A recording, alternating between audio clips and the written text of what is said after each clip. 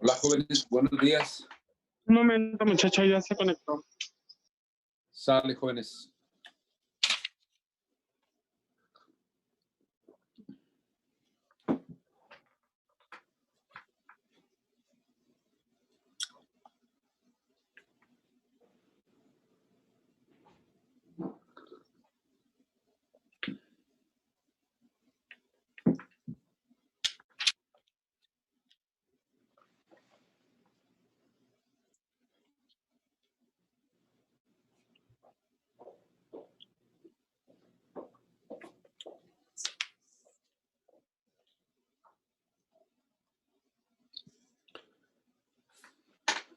Buen día, ¿ya se ve la pantalla? Sí, muy bien. Ok. Entonces, bueno, continuando con los factores genéticos y ambientales que pues, están involucrados en el asma. Como ayer les estaba mencionando, pues el asma es de origen poligenético, lo que implica pues que están relacionados muchos genes, e igual se involucran diferentes ambientes, bueno, más bien factores ambientales que predisponen al desencadenamiento de una respuesta asmática, ¿no?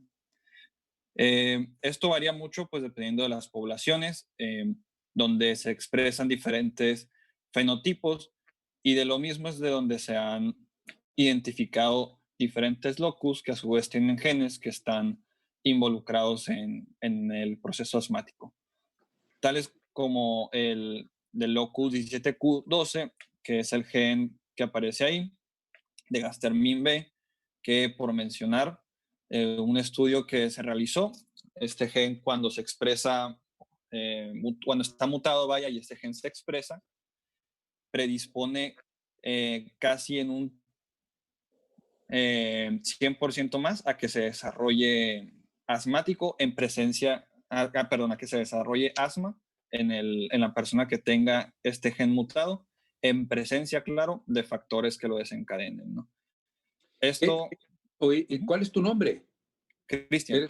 Cristian, sí, Cristian. Oye, Cristian, por ejemplo, tú revisaste ahí dentro de los factores genéticos y ambientales del asma, ¿existe el porcentaje que influyen en el desarrollo del asma?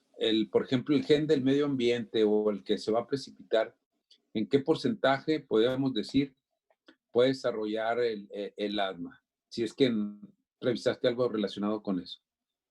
Pues, por ejemplo, adelantándome un poquito, lo que encontré es que en herencia, así en general, incluyendo varios de los genes que aparecen en el cuadrito, es entre un 30 y un 70%, pues no, lo que está involucrado el factor genético. No sé si a eso es a lo que se refiere. Sí, más o menos dicen que se comparten los dos genes, el gen de la herencia, sí, por decirlo como tal, que no hay una metilación y que no hay una expresión sobre el gen medio ambiente y que se haga funcional lo relacionado con el asma. Parece ser que tiene razón, entre un 68% y el otro más o menos un 30%. Del 30 del 30% aproximadamente, ¿no? Los factores ambientales pueden compartir. Algunos autores dicen que hasta el 19 o el 20% nada más. Otros autores dicen que hasta más. Pero lo que sí, la idea es esta, ¿no? La idea es que tú nos digas el medio ambiente cómo es factor determinante en el desarrollo del asma, aparte de lo que ya sabemos de la genética, ¿no? La epigenética, yo creo que ocupa, aunque fíjense que la epigenética siempre ha estado presente hace como pues desde que se empezó a hablar de ella, hace como 8 o 10 años, pero ahora la traen muy de moda, como que vienen oleadas, no sé si sea por cosa mercantil o por cosa de que se le está dando importancia al medio ambiente ya, al medio ambiente que es un factor determinante en el desarrollo de cualquier enfermedad y en este caso del asma. Así bien determinante. Ustedes se van a dar cuenta que contribuye mucho el medio ambiente al desarrollo de la enfermedad y que la epigenética ahora apenas estamos hablando de ella sin saber que ya tiene mucha importancia hasta hace como 10 o 15 años que se estuvo hablando sobre esto, Cristian. Entonces, esa es la idea, ¿no? De llevarnos a nuestro conocimiento sobre la expresión que tiene el medio ambiente sobre las enfermedades, ¿no? La expresión, en este caso, genética, ambiental y el desarrollo del asma. Entonces, sí. ¿Por qué hablar de esto? Porque nos podemos aprender los genes candidatos que son, que pensamos que pueden influir en el desarrollo del asma. Un gen candidato podemos decir el que se desarrolle para la producción de IgE. Fácil, ¿no? Pues si dicen que el 80% o hasta el 90% de la literatura dicen que el asma es de origen alérgico. Entonces, por decirte, ¿no? Y un porcentaje muy pequeño no se sabe o es de otro origen infeccioso o muchas veces no encontramos. Al decir que no es de origen alérgico es cuando los estudios bien hechos, pruebas cutáneas, IgE negativa, pruebas cutáneas negativas, antecedentes de genéticos negativos, de familiares negativos, que no encontramos ningún factor que pueda desarrollar el asma. Podemos decir que probablemente no sea asma alérgica, pero muchas veces dicen, fíjense, hay otros que dicen que el 100% de las asmas es de origen alérgico, que lo que pasa es que no se ha expresado el gen, y en eso pueden tener razón los investigadores. No se ha expresado el gen del medio ambiente, gen ambiente para el desarrollo del asma, porque pues sí, en un porcentaje muy alto influye en el desarrollo del medio ambiente, en el desarrollo del asma, ¿eh? O sea, del asma alérgica, me refiero, ¿no? Que es el 90% de las asmas. Entonces, eso nos da a entender que debemos de ponernos muy listos en el ambiente. Entonces, seguimos. Ok, y pues continuando, en sí la relación pues de medio ambiente y los factores genéticos, mencionaba que se podía encontrar mucho con varios tipos de virus, sobre todo, por poner un ejemplo, pues el virus sincitial, en el cual con una persona que está sensibilizada esta sensibilización puede ser dada tanto por mutaciones, por factores epigenéticos, por simple alergia, perdón, por simple herencia. Esto va a predisponer a que la persona cuando esté en contacto, que interaccione con el virus sincitial, las enzimas, las citocinas más bien que se van a empezar a liberar por medio de las células del sistema inmune van a favorecer a la respuesta alérgica, ¿no? Y entonces esto provocaría el asma, es nomás por poner un ejemplo. Y pues aquí se relaciona todo lo que ya hemos estado mencionando. Y es aquí donde también, por ejemplo, toma importancia la hipótesis de la higiene, en donde se ha observado que es bueno que los niños chiquitos estén en contacto con diferentes tipos de alérgenos para, bueno, más bien sí, pues de alérgenos para que estén en contacto con ellos y que al momento en el que interaccionen con ellos no reaccionen de una manera de hipersensibilidad, sino que nomás tengan una reacción inmune normal, pues vaya. Bueno, se puede ir, fíjense, todavía se puede ir hasta más allá, Cristian, porque dicen algunos autores que cuando, por ejemplo, en ese paciente que nos estás poniendo de ejemplo, que estar en contacto con, por ejemplo, ponen el ejemplo los gringos que en un establo o en lugares donde, pues establo donde hay estiércol, donde hay todo ese tipo de cosas, por no hablar de la contaminación ambiental todavía. Parece ser que desde que está la mujer embarazada, que si está en contacto con el medio ambiente hacia TH2, hacia TH1, perdón, puede hacer que el bebé que vaya a nacer, si está en contacto desde el medio ambiente, desde su madre, fíjense, dicen, bueno, tan es cierto que podemos poner el ejemplo de los que fuman, de las fumadoras o de alguien que está en contacto antes de que se presente el nacimiento, durante el embarazo de esta persona, si está en un ambiente adverso, y el ejemplo lo pone en el del humo, el tabaco, en el cigarro, entonces quiere decir que sí influye también el medio ambiente para el desarrollo posterior de las enfermedades inmunoalérgicas, desde que está en el vientre de la madre, desde que está embarazado del producto, que ya el producto creo que ya no se utiliza ese nombre. Entonces, el medio ambiente, aunque está en un ambiente precisamente dentro de la madre, el líquido amniótico que le sirve, todos los factores hormonales que le sirven para proteger al bebé, de todas maneras el medio externo influye mucho en el desarrollo de la madre. Entonces, desde ahí podemos nosotros empezar a pensar de que cómo vivió ese embarazo, si podemos preguntar de que estuvo, si es, sí, claro, si es un niño, un joven, un adulto joven o un niño, si abajo podemos preguntar más si es un niño, ¿no? Preguntar el medio ambiente, cómo se desarrolló el crecimiento y desarrollo, y durante el embarazo si tuvo alguna enfermedad o qué medio ambiente estuvo expuesto el niño antes del nacimiento. Entonces, eso nomás para decir es que influye, algunos autores ahí le hablan de eso también. Seguimos. Ok. Y ahora hablando un poco sobre la epidemiología, se tiene documentado que afecta aproximadamente a 300 millones de personas alrededor del mundo.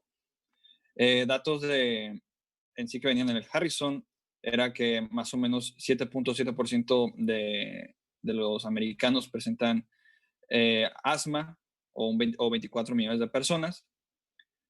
Y la distribución se observaba normal en ambos sexos, aunque hay una diferencia que se observa sobre todo en niños chicos y conforme van creciendo, porque se menciona que en niños es más frecuente en varones y en adolescentes aumenta la frecuencia en mujeres.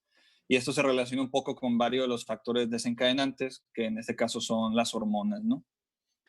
La incidencia se observa en mayor número pues en ambientes socioeconómicos bajos, esto pues relacionado con la exposición igual a desencadenantes.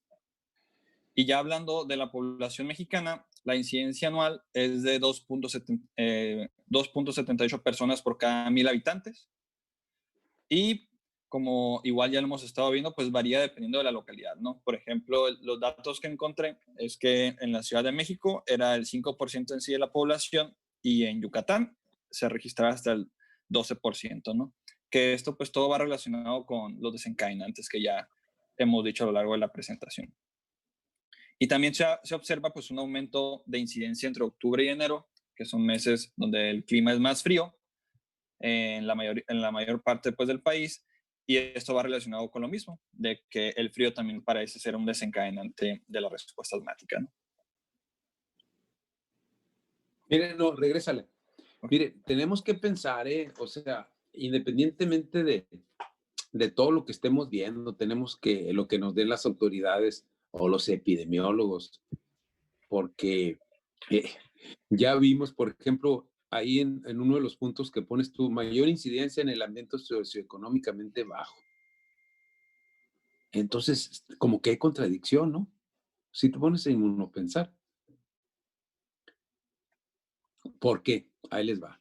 Supuestamente, los pacientes que están en contacto con un medio ambiente adverso, bueno, de suciedad, pues para que me entiendan, se va a ir hacia TH1 y no hacia TH2 para que se venga la estimulación y formación de la IgE por el estímulo medio ambiente.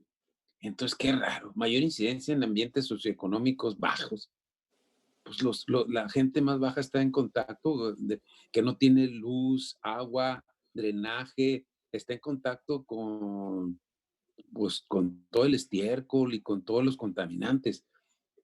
Y supuestamente, ¿qué no se va hacia TH1? Eso del medio ambiente está muy raro, ¿eh? Porque supuestamente la teoría de la higiene y la suciedad, luego que la veamos, se van a dar ustedes cuenta de que sí es cierto, ¿eh?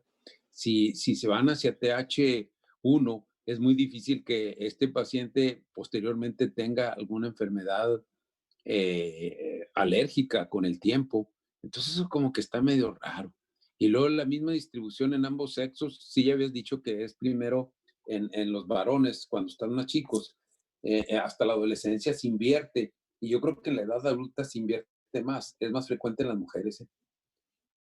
Solo que, nomás que aquí ya se está empezando a invertir también, porque como el hombre y la mujer ya están en ambientes, por ejemplo, los que trabajan en la FOR, por decirles, yo siempre les pongo ese ejemplo, los que trabajan con el disocianato de tolueno, que es una sustancia que se utiliza para ensamblar o que está en los asientos de los automóviles.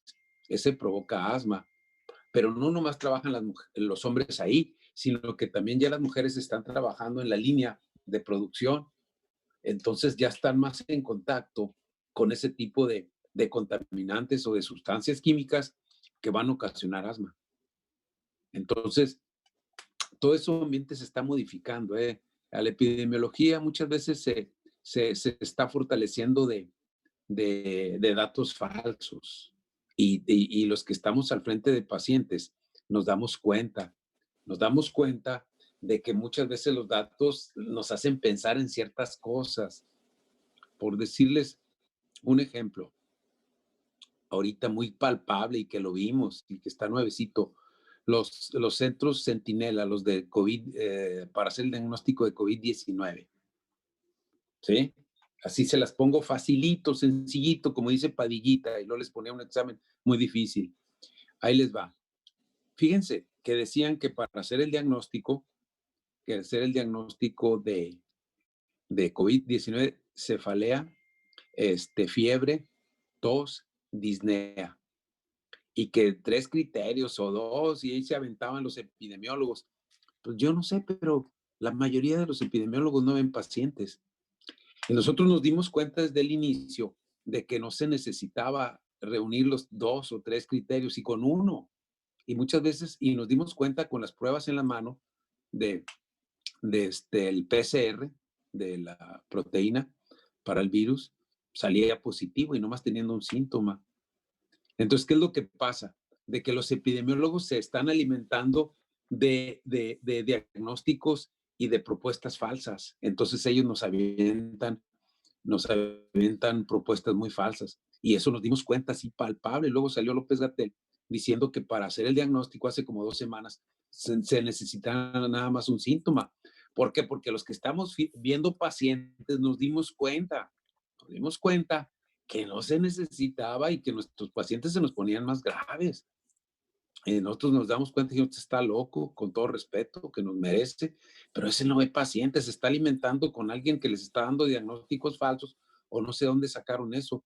pero los que estamos viendo a pacientes con COVID-19 que estamos en la línea de fuego, nos damos cuenta de que con un síntoma, y con un síntoma al rato se ponen muy graves. Entonces, eso del mayor incidencia en ambiente socioeconómicamente bajo está muy contradictorio en la inmunología. ¿Por qué? Porque la teoría de la sociedad está bien correcta y de la limpieza. Gente que está más en contacto con, con suciedad, es difícil durante un buen tiempo que le dé algún tipo de, en este asma, nos estamos refiriendo a asma, en asma o rinitis también, porque siempre van unidas las dos enfermedades. Se puede hablar, algunos autores dicen que es una misma enfermedad con diferentes manifestaciones clínicas.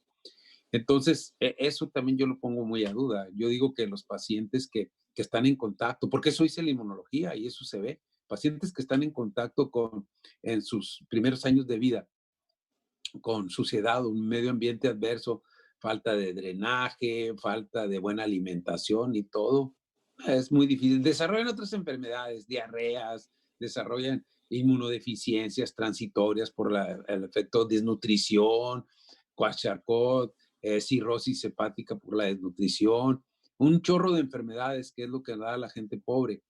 Pero alergias, yo no he visto y tienen razón que se va hacia TH1. Eso hay que pensarlo, ¿eh? No lo que nos diga, tiene uno que inmunopensar, tiene uno que no dejarnos a llegar por el canto de las sirenas de los epidemiólogos. O sea, sí son muy buenos, pero ya estamos viendo, ahorita nos dimos cuenta de que no, no hay muchas dudas. Hay muchas dudas porque ellos se alimentan de los datos que le mandemos los clínicos y si no son buenos clínicos y si no están bien estudiados, están mandando la información falsa. Entonces ellos nos están dando datos falsos, ¿no? Entonces por eso se hacen estudios a poblaciones muy cerradas para ver si efectivamente tienen ese tipo de características o ese tipo de manifestaciones clínicas los pacientes que nosotros estamos alimentando. Bueno, seguimos.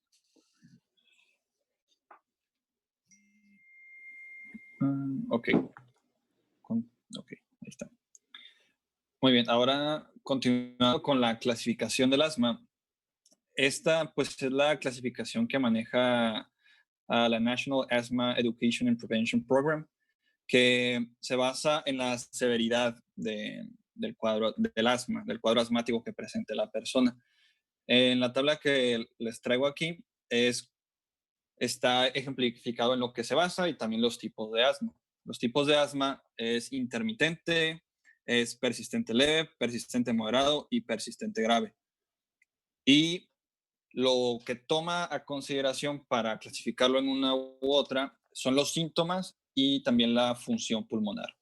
La función pulmonar que pues se mide por la espirometría, por el FEV1, ¿no? Entonces, a grandes rasgos, pues, por comenzar, la intermitente, los síntomas diurnos ocurren menos de 2 veces a la semana y por ende también el uso de medicación o sea, medicación de rescate, que usualmente pues, son los que vamos a ver más adelante, también es menos de 2 veces a la semana, ¿no? Los síntomas nocturnos se miden en veces por mes. En el caso del intermitente, pues es menos de 2 veces al mes. Y las limitaciones son ningunas y la función pulmonar no se ve afectada y las exacerbaciones, perdón, no se puede decir que es ninguna porque en realidad cualquier persona puede presentar un cuadro asmático grave en cualquier momento, esté en la clasificación en la que se encuentre, pero son muy pocas, pues, ¿no? Ya conforme vamos avanzando en la persistente leve y persistente moderada, las mayores diferencias que tenemos entre una y la otra, en el caso de la función pulmonar, en la persistente leve sigue la función pulmonar normal en 80%, recordando que se considera como obstrucción cuando se reduce abajo del 70%.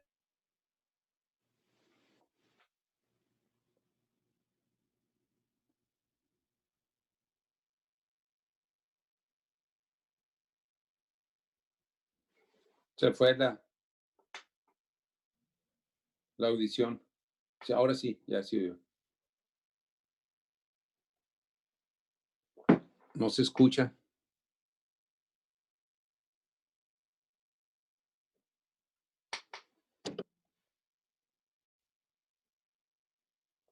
Angelito, bueno, Ángel, no se escucha, ¿no?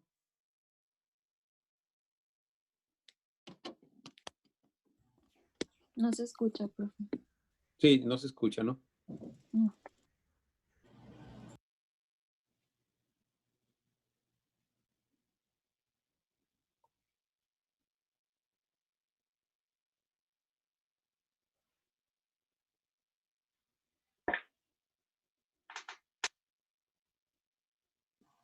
Ahí va, doctor, lo está arreglando, Cristian.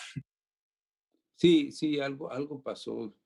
Ahora, fíjense que esa clasificación que nos está presentando Cristian, les decía de que lo ideal, no sé si vayan a presentar lo de Gina, es que es mejor. O sea, está bien, está muy bien, es muy parecida porque parece que ya cambiaron los criterios, algunos criterios Sí, en el tratamiento se menciona. de lo de Gina. Sí, Sí. porque sí, está bien, porque tenemos que hablar sobre Gina, la nueva clasificación que viene para diagnóstico y tratamiento. ¿Qué tratamiento vamos a dar de acuerdo a la sintomatología que nos esté presentando nuestro paciente? Sí, porque parece ser. Ahí está. Sale, Cristian. Hola, ¿me escucho? Sí. ¿Se cortó la Sí, no hay problema. presentación? Sí. Ah, ok.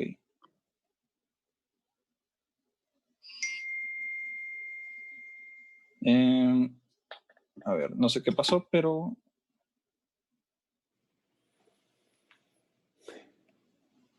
¿Ahí se ve la presentación? Sí, estabas en persistente leve. Ahí fue donde ya no empezamos a escucharte. Ah, ok. Bueno, entonces en persistente leve, bueno, ¿en qué punto me quedé? ¿En los síntomas o ya estaba terminando? Si quieres empiezan en persistente leve. Ok, bueno. En persistente leve, pues vamos a ver ya un aumento de los síntomas diurnos, que va a ser más de 2 veces en el transcurso de una semana, pero no diarios, ¿no? Cosa con la que se diferencia en sí con persistente moderado, donde ya los síntomas sí son diarios. El uso de la medicación de rescate, conforme ocurren los síntomas, también se utiliza la medicación. Los síntomas nocturnos también aumentan más de 2 veces al mes, y en el otro caso del persistente moderado es más de una vez a la semana. Nomás que como que ya no se está viendo ¿La presentación? La presentación. Yo no la estoy viendo, no sé los muchachos, a lo mejor sí, ellos sí. No, a mí no me salía tampoco. No. A ver. Es que no sé por qué me sacó, pero a ver, ahí va otra vez.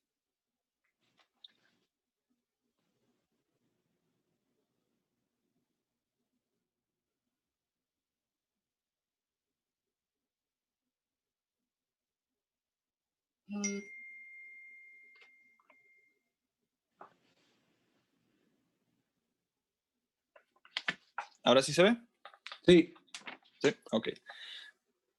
Bueno, en las limitaciones de las actividades habituales, en la persistente leve ya va a haber un aumento, ahora sí va a ocurrir en sí una limitación de las actividades ocasionado pues por los cuadros de asma.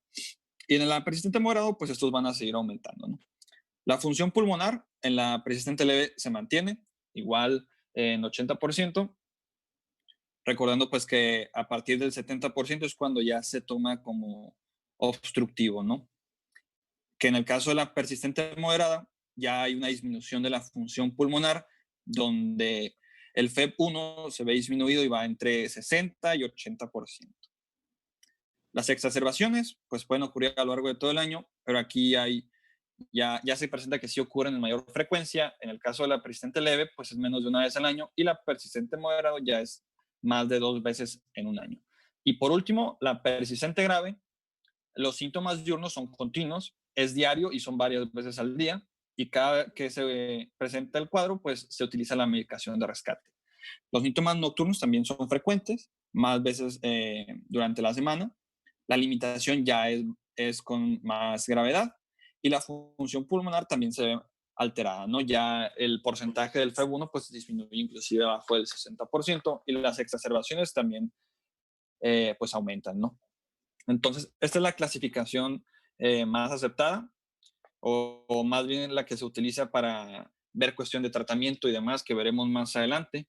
Y otra clasificación que encontré que estaba más relacionada con ya todo lo que hemos mencionado de los fenotipos del asma, es según la etiología, ¿no? O la causa que provoca el desencadenamiento de una exacerbación de asma, pues que depende, aquí es donde inclusive ya se menciona lo que mencionó el doctor, que el asma intrínseca o la no atópica, en la cual no se presenta la inmunoglobulina pues elevada y las demás pruebas que usualmente saldrían positivas en caso de que fuera un asma alérgico, están normales. Pero algo curioso ahí que se observa es que en la histopatología de un asma intrínseca, a pesar de que no es desencadenado por los mismos factores relacionados con la alergia, sí se presenta en la histopatología los mismos características del asma alérgica, que en sí pues son los mismos tipos de células, la inflamación como tal, etcétera. Y los fenotipos pues son todos los que ya hemos visto, igual no voy a volver a entrar en eso. La más importante es la que ya mencioné. De hecho, hay una célula que predomina mucho ahí, independientemente de la etiología, ¿eh? Por eso que dijiste es muy acertado, de que desde el punto de vista histopatológico, aparte de la hipertrofia del músculo, aparte del aumento de la hipertrofia también de las células que producen moco, aparte del engrosamiento basal, desde el punto histopatológico, hay una gran cantidad de eosinófilos. Esos eosinófilos son los que van a ocasionar el daño irreversible, sobre todo en el epitelio bronquial, por la gran cantidad de sustancias que vierten hacia el exterior. Proteína catiónica, proteína básica mayor, proteína eosinofílica y una neurotoxina. Hasta una neurotoxina se avientan ahí para destruir y que se estimulan el péptido vasoactivo del sistema no adrenérgico, no colinérgico, y hay una lesión irreversible a ese nivel. Entonces, sí es importante eso que dijiste sobre la biopsia de los pacientes, que no importa la etiología, al final de cuentas hay una destrucción porque la estimulación es diferente, ¿eh? La estimulación es diferente, que es lo que va a formar la IgE. La estimulación es provocada por un antígeno, pues aumenta la IgE. Si es provocada por un cambio de temperatura, pues no hay IgE por los cambios de temperatura. Hay un sistema, el colinérgico, que se activa y entonces ocasiona otro tipo de datos, aunque la sintomatología es la misma, ¿eh? Pero el estímulo es completamente diferente. Son los cambios de temperatura los que están ocasionando el asma. Vaya, al final de cuentas, está bien. Si nosotros estamos diciendo que el daño histopatológico es igual en las dos, entonces el tratamiento aparentemente debería de ser igual, pero no, porque la etiología es completamente diferente. Y si nosotros, antes de hacer todo esto de la fisiopatología, la biopsia, exámenes, si nosotros estamos diciendo que el 80%, por decirles, porque otros autores dicen, no, es nomás el 80%, el 20%, no es el 80% es de origen alérgico y el 20% es, bueno, nos vamos con eso, pues para darle el beneficio de la duda sin concederla, que es cierto. Entonces, vemos que tenemos que buscar, si nosotros estamos pensando que es de origen alérgico, pues hay que buscar la etiología.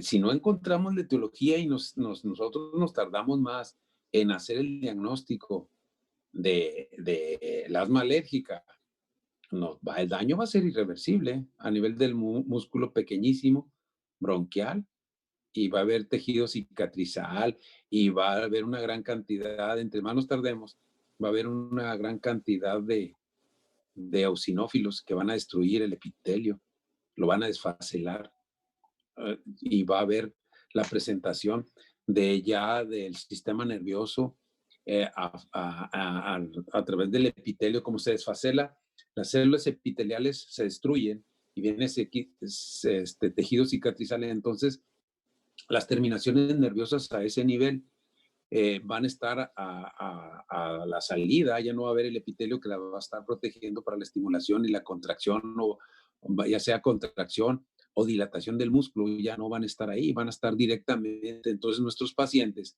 se nos van a poner grave aunque estén bien con un cambio de temperatura, con un estrés que tengan de todo tipo, ya sea un estrés por alguna otra enfermedad o un estrés por el medio ambiente o algún estrés metabólico, cualquier tipo de estrés que tenga la célula, va a haber una complicación. Entonces, ¿qué es lo que tenemos que buscar? La etiología. Si no, nos vamos a perder, ¿eh? Completamente nos vamos a perder. Si nosotros no buscamos la etiología, si no encontramos por qué se nos está inflamando ese músculo, por qué está pasando esto, nos vamos a perder, ¿eh? Y la mayoría no hacemos eso, no buscamos la etiología, nomás le damos el tratamiento, vemos que está chiflando y como les decía, no todo lo que chifle es asma, le sirve el pecho, dice, no, pues trae asma.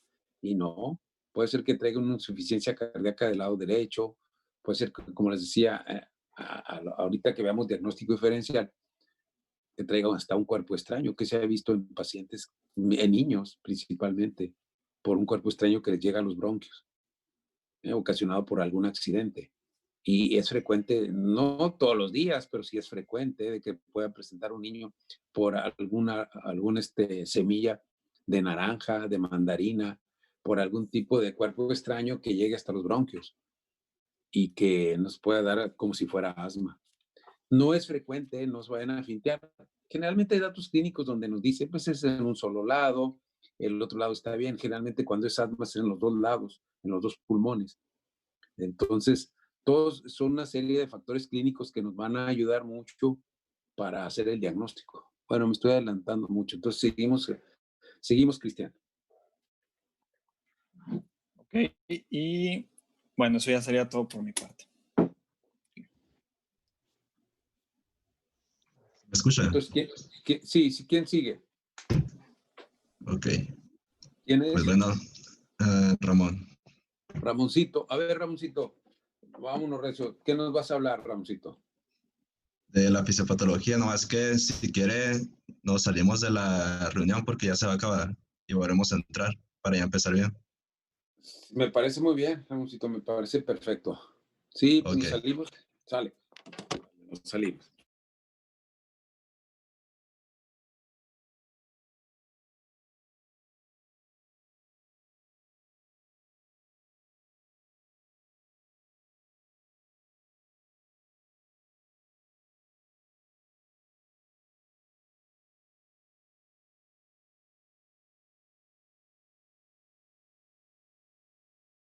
Tus órdenes. Ya estamos listos. Está bien la fisiopatología, me parece muy bien. A ver, sí, miren, casi siempre el que da la fisiopatología debes de ponerse muy listo porque es la columna vertebral de todos los padecimientos. De ahí va a sacar el diagnóstico y el tratamiento y con un sentido lógico de qué es lo que pasa y de ahí puede sacar el tratamiento, sabiéndose bien la fisiopatología. Inclusive se puede adelantar hasta con tratamientos nuevos. Por ejemplo, la utilización de bloqueadores de la interleucina 5. En fin, hay una serie de cosas. De ahí sacaron los medicamentos que se utilizan para diluir un poco el moco. Ahí se sacaron los tratamientos para relajar el músculo liso, así como lo estás presentando ahí, el bronquio, de ver que no existe hipertrofia. Está bien suave la fisiopatología. A ver, empezamos, Ramoncito. Bueno, entonces ya hablando de la fisiopatología, recordando lo que hace mencionado, vemos que la principal respuesta que tiene el organismo en el asma va a ser la inflamación en las vías respiratorias. Vemos que esta inflamación se puede ver tanto desde la tráquea como hasta los bronquios terminales, pero pues va a predominar en lo que son los bronquios.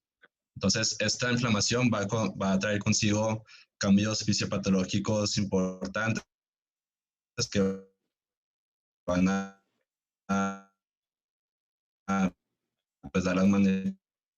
Se oye con mucha resonancia, fíjate, Ramoncito, como que bájale un poquito al al sonido. A lo mejor se escucha mejor, Ramón. Tenemos que están ahí. Sí, como que de repente se corta y se oye mucha resonancia. No sé si los otros compañeros escuchan resonancia en sus aparatos. Sí, sí se escucha. Y no se oye bien, se oye como así como que hay mucha resonancia y no se te escucha bien con claridad tu voz.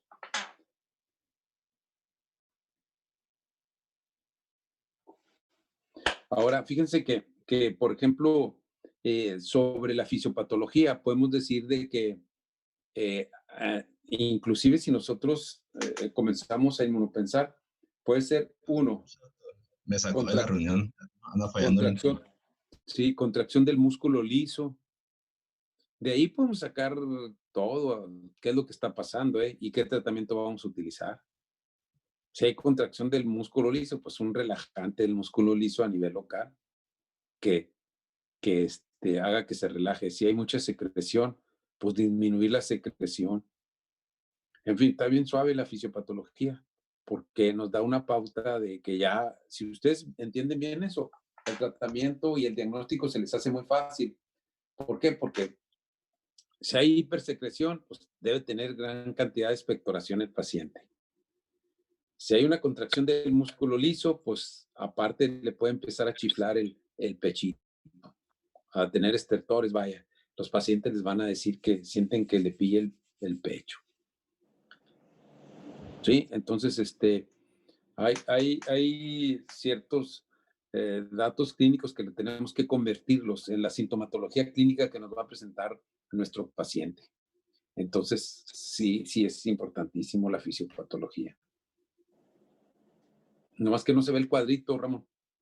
Sí, me van a ayudar a compartirlo. Sí, está bien, no te mortifiques hasta el día de la boda. El día que te cases, o ya estás casado a lo mejor, pero No, todavía no.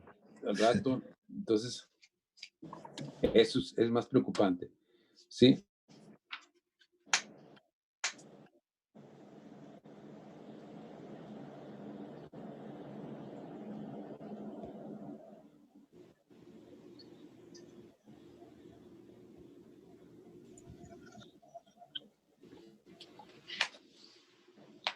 Ahora, fíjense que hay otra cosa muy importante con la fisiopatología también, porque hay pacientes que no tienen datos clínicos. ¿Qué hubole? Ándeles, que no tienen datos clínicos de asma. ¿Y qué son datos clínicos? Pues, bueno, no todos, porque a veces el único síntoma es la tos, que no tienen disnea, no tienen expectoración, no tienen ningún síntoma de los que son disnea, expectoración, dolor retroesternal, dificultad respiratoria y tos. Bueno, hay pacientes que no reúnen todos los criterios, esos. Seguimos, pues. Ahorita yo les digo cómo vamos a hacer los cambios hacia los datos clínicos. Ok, entonces, más repitiendo los cambios que se pasan aquí en la fisiopatología, van a ser la contracción generalizada del músculo liso, la hipersecreción de moco, edema de mucosas y submucosas, va a haber una hiperactividad bronquial, que es pues, de los más importantes, el más importante, y la inflamación y remodelación de las vías respiratorias. Hablando un poquito de la histopatología del asma, vemos la imagen que les puse ahí a la derecha, el cual Sí. vemos que es una vía respiratoria fina en un caso de asma letal. Y explicando un poquito lo que se ve ahí, pues primeramente vemos que el grado de obstrucción que tenía este paciente, vemos que en el centro y a partir de la línea de hasta arriba para abajo, muy yendo, la línea hasta arriba está apuntando pues a lo que es el centro, que es el tapón de moco con células inflamatorias atrapadas. La segunda línea pues está apuntando a las células crisiformes, las cuales pues van a presentar una metaplasia. La tercera línea apunta a un infiltrado con células inflamatorias en la parte de la submucosa. La cuarta línea está apuntando a la membrana basal, en la cual se muestra un engrosamiento por la presencia de aquí de colágeno, el cual pues ya es cuando intervienen los temas el tema de remodelación de las vías respiratorias, el tema de fibrosis. Y Y pues es lo que se ve, bueno, también la línea, la que sigue, marca lo que es el músculo liso bronquial, el cual pues muestra un engrosamiento y pues también va a presentar hiperplasia, ya pues como se va a mencionar más adelante. Puedes dar a la siguiente, por favor. Ok, entonces, hablando de los factores encadenantes, de los que ya nos mencionaron también anteriormente, pero ahora ya relacionados con su mecanismo fisiopatológico, tenemos este cuadrito de aquí. En los casos de los alérgenos, vemos que el principal mecanismo fisiopatológico va a ser pues por inmunidad por TH2, el cual se va a explicar más adelante. Vemos que también hay casos de inmunidad de TH1 y TH17, principalmente por infecciones. Y también en estos casos se va a ver pues la participación de células sinatas, las que se enumeran ahí. En la cuestión de contaminantes, el principal mecanismo fisiopatológico va a ser por la reacción que va a tener las vías respiratorias a las especies reactivas de oxígeno. Algunos irritantes en la mucosa por el aumento del tono colinérgico, o sea, el daño que van a estar generando en estos. Cuestiones de frío, de dolor, va a ser por activación de canales catiónicos, el canal que está ahí. En los casos de estrés agudo crónico, pues se ve relacionado a la fisiopatología con la presencia de cortisol y pues sus precursores. Mira, Ramosito, regresa al anterior, porque les quiero comentar algo bien importante. Miren, eso que nos dijiste muy bien. Fíjense que la mayoría de los pacientes que fallecen por estatus asmático o por asma, así grave, muy grave, se mueren porque no respiran, igual que el COVID-19, se mueren porque no respiramos. Y eso que pusiste tú en el centro muy bien, bueno, ese es un tapón mucoso y que lo pusiste ahí, que hay muchas células alrededor, no respiran, o sea, si ustedes hacen una necropsia, se hacen una autopsia, una necropsia de un paciente que fallece con asma, así van a ver.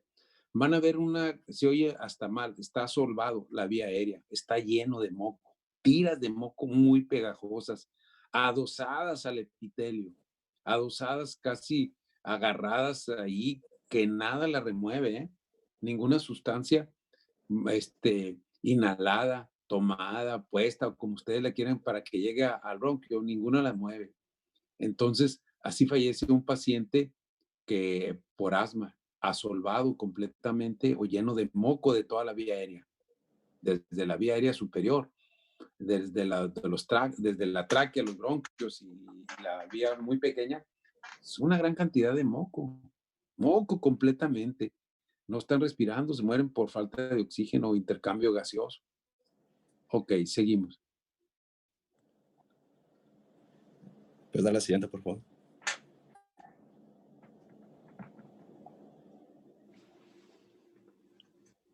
Ok, ahora ya pasando en sí a lo que es el mecanismo, vemos que les voy a ir mencionando las principales células que participan en este y vemos que a la interacción, a la entrada de un alérgeno al organismo, y empezando primeramente con los mastocitos, van a ser importantes estos para desencadenar una respuesta broncoconstrictora aguda a los alérgenos. Y vemos que aquí va a intervenir también por medio que lo que es la inmunoglobulina E, que vemos que en los casos de asma, como ya se mencionaba, van a estar, en el caso en especial de la asma atópica, van a estar muy elevados en relación al aumento de síntesis que va a estar dado por la interleucina 4 y la interleucina 13. Vemos que los mastocitos van a tener una actividad que va a ser dependiente de las inmunoglobulinas C, ya que cuando ya se unen y que las inmunoglobulinas captan el alérgeno, van a dar la liberación de mediadores broncoconstrictores, que son la histamina y leucotrienos, que se van a mencionar más adelante, y pues ya van a ejercer su función en sí, como ya les mencioné, como respuesta broncoconstrictora, perdón, y principalmente pues se ven en la hiperactividad de las vías respiratorias. Otra célula importante aquí son las células dendríticas, que son las células principales presentadoras de antígeno.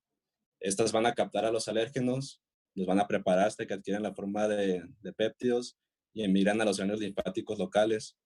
donde presentan pues dichos péptidos a los alergénicos, a los linfocitos T no comprometidos, y así los ayuda a su diferenciación hacia las células TH2, que va a generar pues una respuesta humoral. Y vemos aquí la actuación de la citosina linfopoyetina del estroma del timo, que les voy a mencionar en específico qué es lo que hace en esta parte, ahorita más adelante. Otra célula importante, bueno, la más importante, que se ve aumentada en gran número, van a ser los eosinófilos. Y vemos que pues, la infiltración eosinofílica es un signo característico de las vías respiratorias en las personas asmáticas, los asmáticos. Estas, por medio de la liberación de proteínas básicas y radicales libres provenientes del oxígeno, van a ocasionar la aparición de la hiperreactividad de las vías respiratorias. Vemos que el reclutamiento de estos va a consistir en la adhesión de estas células a las células del endotelio vascular en las vías respiratorias. Entonces, por estas van a estar adheridas por moléculas de adhesión y van a mirar hacia el interior de la submucosa bajo la dirección de las quimiosinas, y ya pues van a tener una activación ulterior. También es importante los eosinófilos, ya que de manera crónica van a liberar factores de crecimiento que van a intervenir en la remodelación de las vías respiratorias. Ahora sí, la otra célula importante aquí son los linfocitos T. Si le puedes dar una, Kiki, por favor. Mira, espérame, antes de que le cambie, Ramoncito, fíjate, es tan importante lo que acabas de decir. Eso de que los eosinófilos es la célula más importante, efectivamente. Todas son importantes, ¿no? Pero desde el punto de vista académico podemos decir que los eosinófilos ocupan el lugar más importante, porque fíjense que algunos autores dicen que el asma le llaman enfermedad eosinofílica, aunque hay otro padecimiento de eosinofilia, muchos padecimientos pulmonares, pero dicen que algunos autores se atreven a decirle que es por excelencia la enfermedad del eosinófilo, ¿no? El asma. Entonces, si nosotros estamos pensando que los eosinófilos, así inmunopensando, que ya habíamos visto en clases anteriores con compañeros de ustedes hace 2, 3 generaciones, pensamos de que si nosotros bloqueamos los eosinófilos, pues no va a haber daño irreversible en la vía aérea. Entonces, ¿qué podemos hacer? Pues inventar o utilizar un medicamento que bloquee la interleucina 5, que la interleucina 5 es la que va a estimular para la formación y activación de los eosinófilos. Y si nosotros la bloqueamos, la interleucina 5, ¿qué va a pasar? Pues no va a haber estimulación de los eosinófilos, y si no hay estimulación, no va a haber proceso inflamatorio, y si no hay proceso inflamatorio, no va a haber daño irreversible de la vía aérea.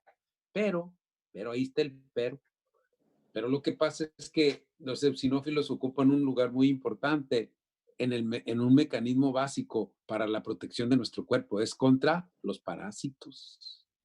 Porque lo que hacen los parásitos, lo que hacen los eosinófilos es destruir con todas las proteínas que tienen, destruirlos y hacerles una especie de sacabocado o hacerles un hoyo, pues para que ustedes me entiendan, en las membranas de todos los gusanos, entonces los parásitos los destruyen bien suave, los eosinófilos. Y si nosotros, ¿qué es lo que pasa? Utilizamos la interleucina 5 para bloquearla, va a hacer que se bloqueen todos los eosinófilos de nuestro cuerpo, hasta los que se encuentran en el aparato digestivo o en la cavidad oral. Entonces, si no van a actuar, nos vamos a llenar de parásitos hasta en el pelo. La única forma, porque tiene solución, todo tiene solución. Si nosotros hacemos un anticuerpo monoclonal que nomás actúe a nivel de los eosinófilos que actúan en el aparato respiratorio, entonces sí nos íbamos a cubrir de gloria. Si nomás va exactamente y le pega como la llave a la cerradura, nomás a los eosinófilos de la vía respiratoria, pues sí. Pero acuérdense que tienen que tener un mecanismo de protección los eosinófilos, nos tienen que ayudar de seguro, más bien tienen una función protectora también. Esa es una de tantas contra los parásitos. Entonces, no hay quien ¿por qué les platico esto? Porque fíjense que acaba de haber un lanzamiento y va a haber otro de varios laboratorios transnacionales, europeos y americanos, en la utilización de la bloqueador de la interleucina 5. Ya hay, está carísimo. Ese se va a utilizar en los pacientes con asma grave y que no responden a los esteroides. Me estoy adelantando un poco. Les iba a platicar eso sobre el tratamiento, pero ya que estamos hablando sobre la fisiopatología, no quería dejar pasar de que los eosinófilos ocupan un lugar muy importante en la inflamación de la vía aérea. Bueno, entonces, seguimos. Ibas a hablar sobre los linfocitos T, Ramoncito. Sí, si le puedes dar una ahí, que por favor. Ok, entonces, ya hablando de los linfocitos T, vamos a ver que a la entrada de alérgenos se va a dar van a captar las células dendríticas, perdón, y también al momento en el que estén en estas, por medio de la célula linfopoyetina del estroma del timo, esta va a hacer que va a estimular las células dendríticas activadas para que liberen las quimiosinas, las que están ahí, las CCL17, las CCL22, que van a traer a los linfocitos de dos colaboradores y pues va a ayudar a su diferenciación para que por medio de, bueno, estos, los linfocitos TH2, por medio de la interleucina 5, van a dar pues la generación de eosinófilos.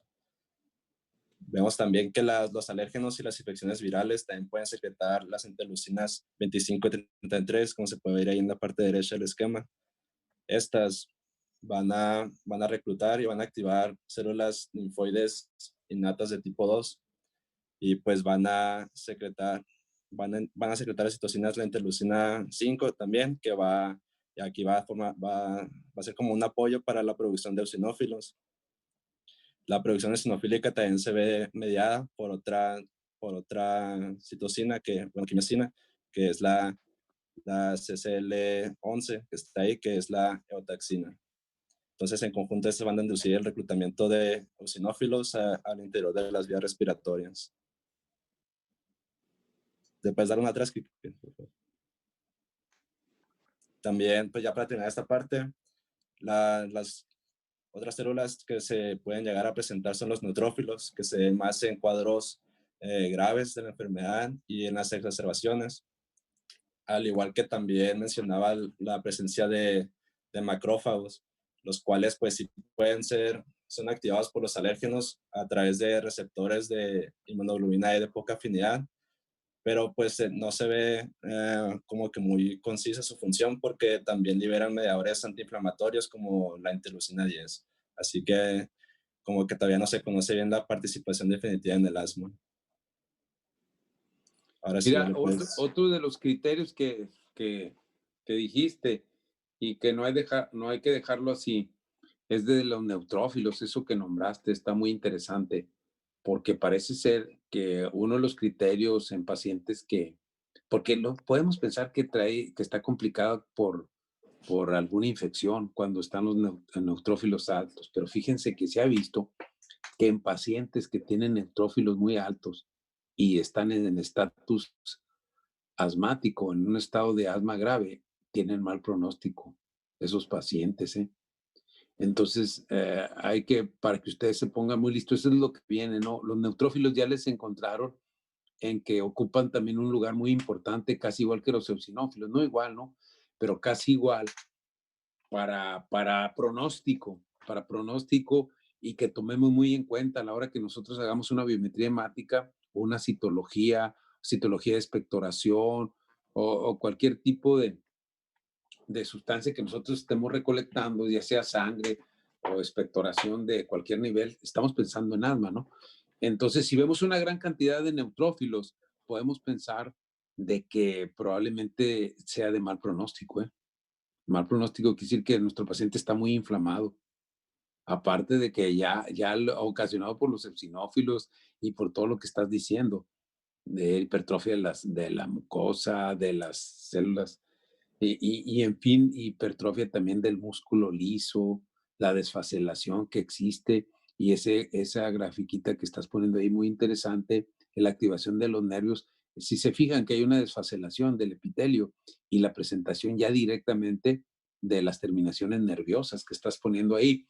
Entonces, ante cualquier estímulo, ante cualquier estímulo que nos llega, frío, calor, estrés de cualquier célula ahí del medio ambiente, ese pequeño, hay una contracción y hay una estimulación y nuestro paciente empieza a tener dificultad respiratoria, se contrae más de lo normal, en fin, hay una serie de cosas como si fuera estimulada por la IgE y ya no es la IgE la que está interviniendo, sino que hay una lesión irreversible del epitelio bronquial y la desfacelación, como estás poniendo ahí, donde se están saliendo las células epiteliales y el epitelio, pues que se está desprendiendo por cualquier proceso que tú quieras, por infección, por daño, por remodelación, que trata de remodelar a las nuevas células, pero ya no va a ser, el tejido no va a ser igual, ya va a ser puro tejido cicatrizal y muchas veces ya ni se llega a restablecer el tejido, sino quedan, así como le pusiste, fíjense que dicen que en la histopatología quedan como hoyos,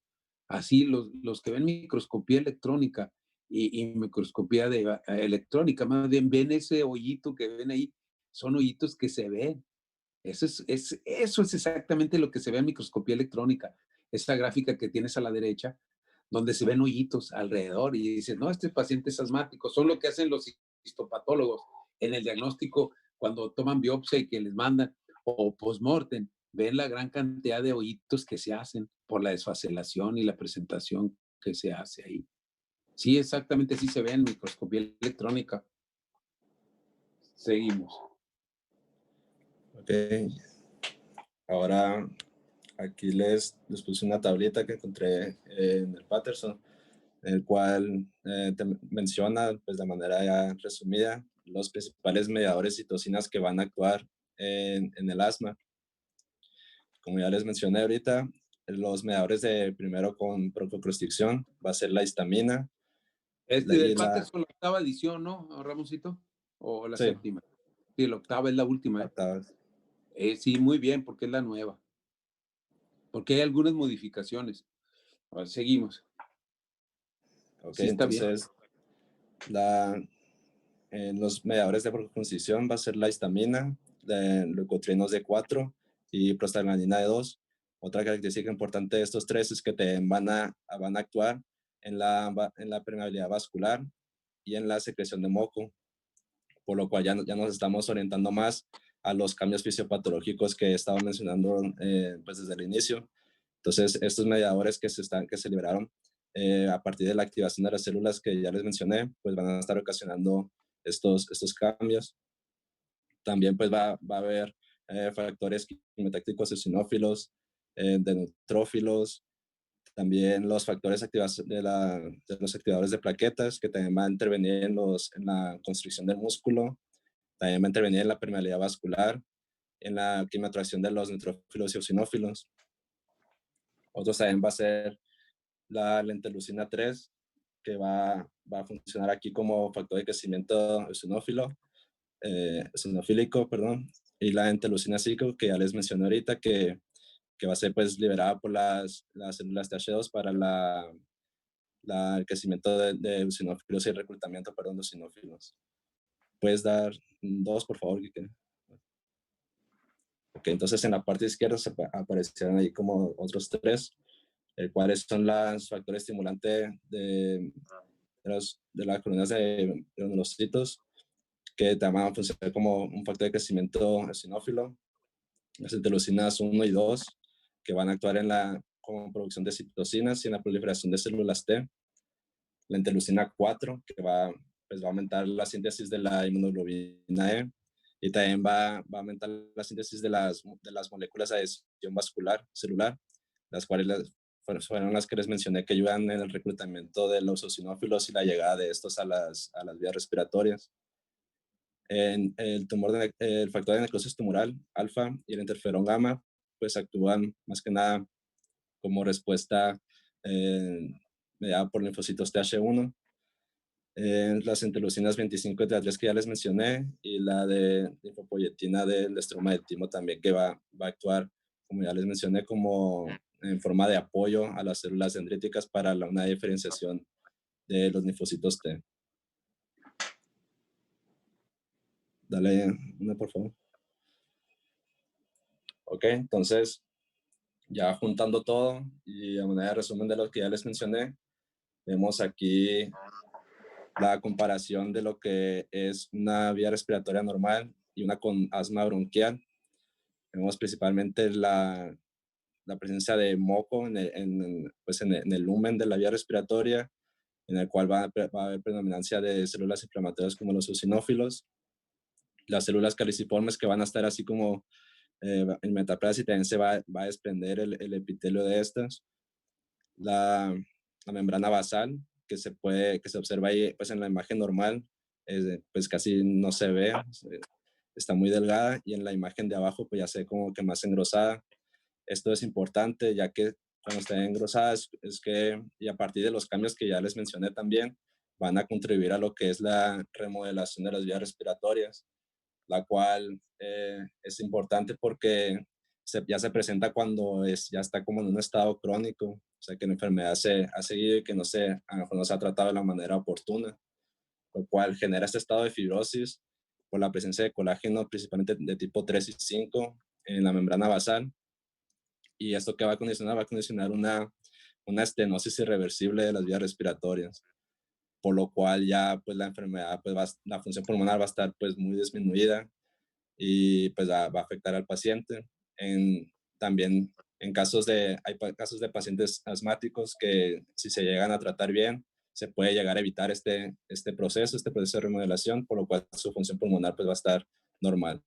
Entonces vemos que es muy importante, como ya tenía la mención el doctor, el tratamiento y el diagnóstico etiológico. En la parte de la submucosa vemos la presencia de células inflamatorias como los macrófagos, eosinófilos y neutrófilos. Un músculo liso lo vemos hiperplásico, hipertrófico, por los mediadores de broncoconstrictores que van a estar actuando aquí, que van a generar el estado de hiperreactividad de las vías respiratorias. Recordando, pues, va a ser una respuesta broncoconstrictora excesiva y va a estar mediada por broncoconstrictores directos, como les también de la metacolina, también los leucotrenos, como broncoconstrictores indirectos, como los mastocitos, y como reflejos nerviosos sensitivos, y también pues aquí intervienen los factores ambientales como la exposición al frío.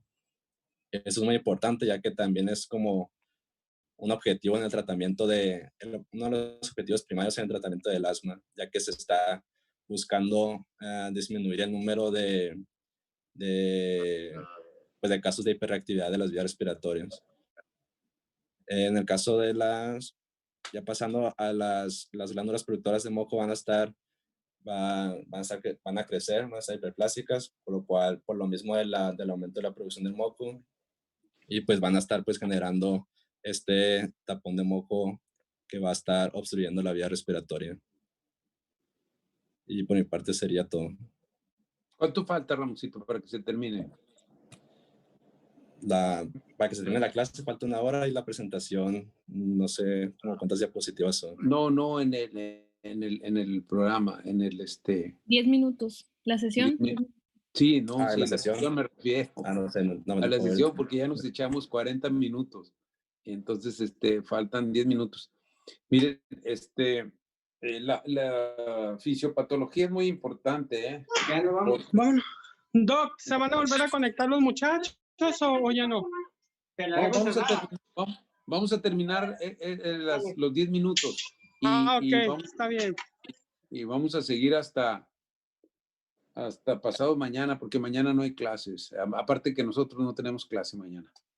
Hasta el jueves. Mañana el otro grupo no tiene clase porque, según esto, pasaron una circular que el miércoles es día festivo, el día de mañana. Pero mañana no tenemos clase con ustedes, así es que miren, les decía que si nosotros entendemos bien la fisiopatología, nos vamos a dar una idea de todo lo que está pasando. Desde las anomalías que se presentan a nivel histopatológico de la hipertrofia del músculo liso, de la hipertrofia de las glándulas mucosas, sí, de la desfacelación del tejido. Y todo esto nos va a dar una manifestación clínica. Nos va a dar una manifestación clínica que se va a traducir en lo que nosotros vamos a ver frente a nuestro paciente.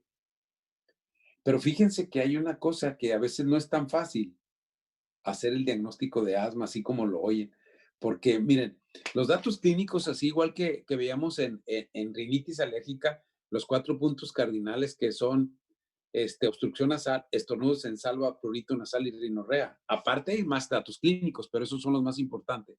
No quiere decir que no tengan disminución de la olfacción, no quiere decir que no tengan disminución de la audición, no quiere decir que no tengan cefalea, no quiere decir que no tengan prurito ocular y todo. Hay otros datos clínicos complementarios. Eso mismo pasa en el asma. ¿Por qué les platico de la rinitis? Porque acuérdense que la rinitis, algunos autores y el asma dicen que es una sola enfermedad. Bueno, entonces, muchas veces, ¿qué es a lo que se van a enfrentar ustedes como clínicos, como ya médicos, tratantes, frente a paciente? Que a veces no es fácil, y me ha tocado muchas veces, no es fácil hacer el diagnóstico de asma. ¿Y qué pasa si nosotros no hacemos el diagnóstico rápido de asma? Uno, vamos a hacer que aumente el daño, como se ve en la fisiopatología. Puede haber un daño irreversible en el epitelio bronquial y ya nunca se va a restablecer igual. Bueno, cuando menos hasta el momento no conocemos ningún medicamento que restablezca la vía aérea, aunque los esteroides, pero los esteroides desde cierta forma ayudan mucho, ¿sí? Ayudan mucho cuando todavía el daño no se ha convertido en daño irreversible. Vaya, cuando no se han hecho las lagunas que vieron ustedes en la gráfica anterior que se hacen cuando se desfacela el epitelio bronquial, se destruye y la presentación de las terminaciones nerviosas y que eso nos va a dar las manifestaciones crónicas y clínicas siempre. Ante cualquier cosa, nuestro paciente se está ahogando. Bueno, fíjense que a veces no es fácil hacer el diagnóstico de asma. ¿Por qué les quiero platicar todo esto? Porque a veces no se necesita tener todos esos criterios que ustedes están viendo. Tos, sibilancias, disnea, producción de esputo. Bueno, con todos esos datos clínicos que están presentando ahí en esta gráfica, que aparte tienen que hacer semiología de cada uno de ellos, porque no es la misma la tos en un paciente que tiene POC que en un paciente que tiene asma. No es lo mismo la disnea que se presenta en un paciente que tiene POC o que tiene asma, tampoco las sibilancias. Vaya, a veces puede haber un síndrome que se transcribe, que se transfiere, que nosotros no sabemos si en realidad es POC o es asma. No sabemos. ¿Por qué? Porque las manifestaciones clínicas son iguales. Pero si nosotros llevamos un orden, si nosotros llevamos una buena semiología, si hacemos un buen historial clínico de cada uno de los padecimientos, entonces va a ser muy difícil que ustedes se equivoquen. Así, sin hacer, es más, hasta sin hacer pruebas de funcionamiento respiratorio, aunque ese es el diagnóstico. Si no tenemos pruebas de funcionamiento respiratorio, no vamos a hacer el diagnóstico de asma. Pero supongamos que están en un lugar donde están haciendo su servicio social y que no hay para hacer pruebas de funcionamiento respiratorio.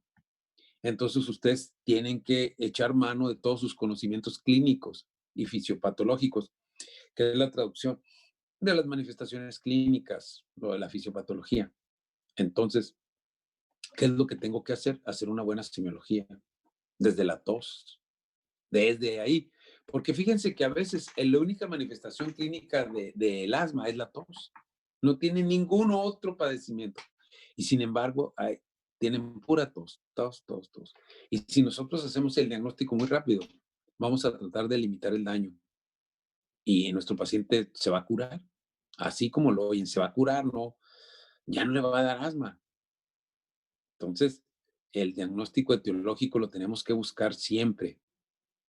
No dar puro sintomático y así se le quita y le pueden dar esteroides hasta en el pelo, que lo van a lesionar y van a alterar el ciclo hipotálamo, hipófisis suprarrenales y van a hipertrofiar las glándulas que se encuentran arriba del riñón y que van a ocasionar la alteración de las suprarrenales, ¿no? Que hay hipertrofia de las suprarrenales por el uso de los esteroides y luego se los quitan y luego los ponen. Una alteración a nivel de manifestaciones clínicas que van a dar Cushing, que tiene diferentes datos clínicos o rasgos clínicos en la clínica que ustedes van a hacer el diagnóstico. ¿Por qué? Porque hemos visto muchos pacientes que les están dando esteroides, bastantes esteroides, y que les van a llegar a ustedes aparte, con manifestaciones clínicas de asma con síndrome de Cushing. Y acuérdense que el tratamiento, si no lo sabemos llevar bien, nos vamos a caer en las garras de los esteroides, así como lo oyen ustedes, en las garras, porque nos van a ocasionar muchos, muchos problemas. Entonces, aquí está la clave. La clave es en el diagnóstico preciso y conciso, es decir, la tos, hay que hacer datos clínicos de la tos, cómo es la tos, si es en la mañana, si es en la tarde, si es en la noche, si es tos seca, si es tos productiva, si la tos le causa dolor en la región retroesternal, si la tos lo deja dormir, si no lo deja dormir. Todo eso con la simple tos, desde ahí, así como la obstrucción, que es el dato casi cardinal para hacer el diagnóstico, que por eso los van a ir a consultar en la rinitis alérgica. La tos es otro de los datos que van a ir con ustedes porque no los deja dormir. No los deja dormir. Están dormidos y empiezan con la tos. ¿Por qué? Porque la tos puede ser una manifestación del reflujo gastroesofágico y que eso está ocasionando el asma. Que la tos puede ser la estimulación a un antígeno que se encuentra ahí en el medio ambiente, en los antígenos, los alergenos interiores, como puede ser una almohada de plumas que está ocasionando la tos. La tos es el síntoma cardinal, al parecer, más importante y más rápido y que nos ayuda muchísimo para hacer el diagnóstico de asma. Entonces, a ver, vamos a... ¿Cuánto falta para que se cierre el...? Menos de un minuto. Entonces, miren, ¿qué horas tienen? ¿A qué horas tienen ahí, por favor? ¿Qué horas son? 12:15. 12:15. Bueno, no hemos parado desde que empezamos, llevamos, bueno, vamos a hablar algo, ¿a quién le toca hablar sobre manifestaciones clínicas? A mi doctor, Juan. ¿Cuál es tu nombre? Juan Ríos. A ver, Juanito, háblanos, haznos la introducción sobre las manifestaciones clínicas. Doc, no sé, si podemos abandonar la sesión y ahorita nos volvemos a conectar, Doc, por el minuto. Sí, nomás vamos a desconectarnos y ahorita empezamos otra vez. Vamos a estar como 10 minutos.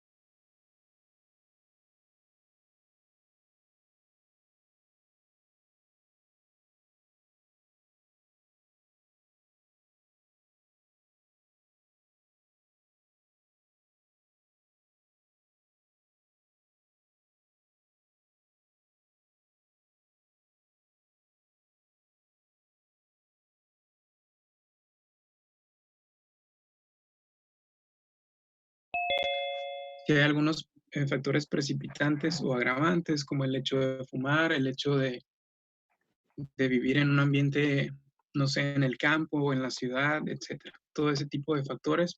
Y aquí caen muchísimos porque pues esto nos da pie a recordar que el asma tiene pues muchas manifestaciones y que las variables tanto genéticas como medioambientales son muchas. En cuanto al desarrollo de la enfermedad de tratamiento, esto para pacientes que ya han sido diagnosticados o que no han sido diagnosticados, sin embargo, han tenido un transcurso de la enfermedad bastante largo antes de llegar al médico. ¿Cómo es que se presenta la enfermedad? También los antecedentes familiares, principalmente de enfermedades inmunoalérgicas, como rinitis, sinusitis, etcétera, las que ya hemos visto. Y en cuanto a los antecedentes sociales, pues también lo que les comentaba, si la persona vive en el campo o en la ciudad, si se relaciona con personas fumadoras, etcétera. Y en cuanto a los antecedentes de exacerbaciones, pues cuáles son aquellos elementos con los que se ha identificado que la persona tiene exacerbaciones o que tiene episodios de insuficiencia respiratoria, etcétera.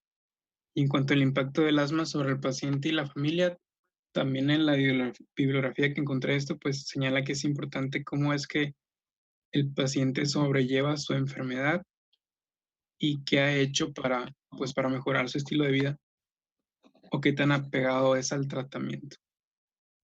Y la evaluación de las percepciones del paciente y la familia sobre la enfermedad, pues muy parecido a lo que les comentaba. Mira, ¿qué es que dice ahí? Diagnóstico diferencial. A ver.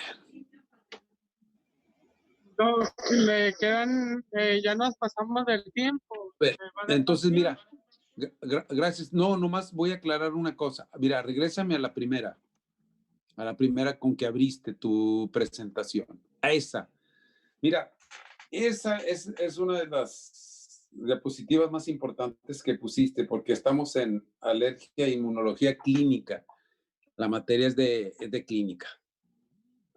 Entonces, quiero que me digas la próxima clase, Juanito, que me digas, me hagas semiología de cada uno de estos en el asma. Que me digas cómo es la tos en el asma. Que me digas cómo son las sibilancias en el asma.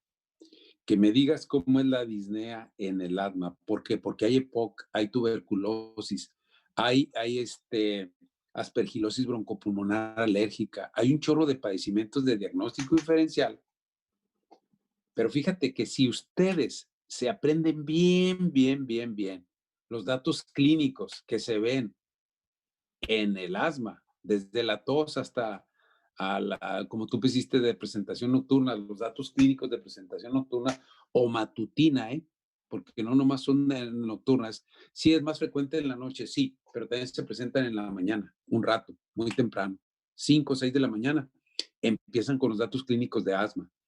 Entonces quiero que la próxima clase, porque todavía no terminamos, nos vamos a ir, porque ya sean 90 minutos, que es lo que yo doy de clase por las 2. Necesito que me hables datos clínicos característicos de cada uno de esos, de la tos, de las sibilancias, de la disnea en el asma. Porque quiero que de ahí, fíjense, si nos ponemos muy listos, si nos explicas bien sobre las manifestaciones, que no va a ser mañana, porque mañana no hay clases, sino hasta pasó mañana. Si nos explicas muy bien, Juanito, nosotros vamos a sacar las demás, el diagnóstico diferencial, de todas las que nos pongas, de todas. Necesitamos tener muy buenas bases de los datos clínicos que nos estás poniendo muy bien en ese cuadrito. Entonces, nos vemos la próxima clase. Vas a abrir con los datos clínicos característicos del asma, de la tos. ¿Cómo es la tos? Si es seca, si es productiva, en la mayoría del asma. ¿Cómo son las sibilancias? ¿Se cortan? ¿Son en la mañana, en la tarde? ¿Cómo son todos los datos clínicos? Para que nosotros los compañeros todos entendamos, esto se presenta en el asma. Porque ya teniendo eso, vamos a sacar por diferencia, que no es si no reúne las características propias, acuérdate que una golondrina no hace la primavera, sino que tenemos que tener todos los datos clínicos bien precisos para hacer el diagnóstico de asma. Entonces, la próxima clase nos vemos, abrimos con eso, que me dé los datos clínicos y luego nos vamos directamente a la última, a la que estabas presentando. Ya que nos diga los datos clínicos, nos vamos a diagnóstico diferencial. ¿Te parece bien? Muy bien, doctor. Entonces, nos vemos la próxima clase, que no es mañana, es hasta pasado mañana, porque mañana no hay clases. Ok, entonces, muchas gracias. Nos desconectamos. No va a haber, no va a haber los 5 minutos de preguntas y respuestas. No va a haber clase mañana. Mañana no tenemos clase Sí, pero por ahorita ser dijo- 10. Sí, perdón. Dijo ahorita que iba a haber, pero se alargó el tiempo. Está bien, Doc. Oiga, ahorita le marco por teléfono. Bueno, sale. Entonces, muchas gracias, jóvenes. Nos vemos mañana. Gracias. Digo, pasado mañana, perdón, pasado mañana. Está bien, doctor, gracias. Sí. Ok, gracias.